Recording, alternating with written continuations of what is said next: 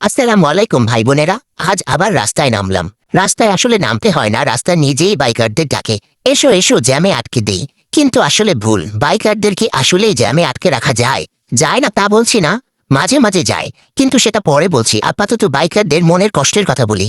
বাংলাদেশের রাস্তায় গর্তগুলো এত ইমোশনাল যে বাইক দেখলেই বলে ভাই একটু নামেন। জায়গায় জায়গায় খুবলে থাকা গর্ত ভাই, চার চাকা তো ফিল পায় না, কিন্তু আমাদের অবস্থা টাইট হয়ে যায়। আর যদি ইট পাথর টুকরা ভর্তি রাস্তা হয় তাহলে তো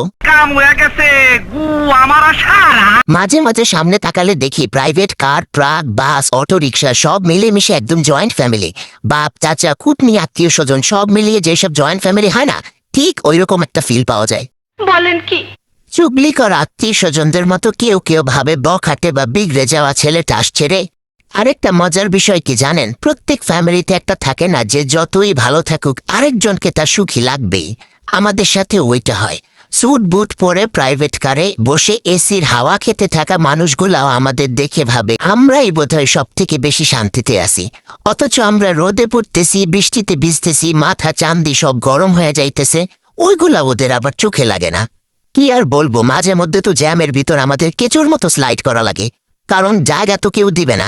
ভোগ করতে না পারলেও বিশ্রী একটা লেন বানিয়ে রাখবে, না নিজে যাবে না কাউকে যেতে দিবে। এদেরকে দেখলে আমার জমি দখল করে রাখা কুটনি আত্মীয় টাইপ ফিল আসে। কোনোভাবে সবাইকে কাটিয়ে আপনার এই ছোট্ট লিলিপুট বাইকটা নিয়ে যদি বের হতে পারেন, নিজের মধ্যে একটা স্পাইডারম্যান ফিল আসে। কিন্তু তখন তবে সবই যে কষ্টের তা নয়। বাইক থাকলে অনেক সহজ হয়, যেমন সময় বাঁচে, হাওয়া লাগে, আলাদা একটা ফ্রিডম ফিল হয়, কম খরচে এদিক সেদিক যে কোনো প্রয়োজনে যাওয়া যায়, সরু রাস্তা দিয়ে চাইলেও ঢুকতে পারি। আর আপনি যদি হেলমেট পরে থাকেন নিজেকে কেমন যেন গোপন এজেন্ট মনে হয়। যখনই হেলমেটের গ্লাস নামাই মনে হয় কোনো গোপন মিশনে আছি। যাই হোক, একদিনে একসাথে অনেক দুঃখের কথা বলে ফেলেছি, মনটা এখন কষ্টে ভারী হয়ে গেছে। বাকি দুঃখের কথাগুলা দ্বিতীয় পার্টে শোনাবো। আজকে এই পর্যন্তই। সবাই ভালো থাকবেন, সুস্থ থাকবেন, আল্লাহ হাফেজ।何お前はもう死んでいる。